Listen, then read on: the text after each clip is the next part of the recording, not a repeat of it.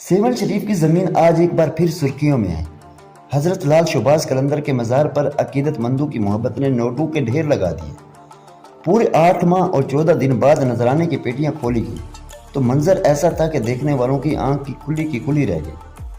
انتظامیہ کے مطابق 4 روز تک مسلسل جاری رہنے والی گنتی کے بعد ہوش ربا انکشاف ہوا ہے۔ ان پیٹیوں سے 2 کروڑ 38 لاکھ روپے سے زائد کی رقم برآمد ہوئی ہے، لیکن یہ تو صرف شروعات ہے۔ نوٹوں کے ان پہاڑوں کے درمیان بڑی مقدار میں خالص سونا اور چاندی بھی نکلی ہے، جبکہ غیر ملکی کرنسی کے ڈھیر اس بات کا ثبوت ہے کہ قلندر کے دیوانے پوری دنیا میں پھیلے ہوئے ہیں۔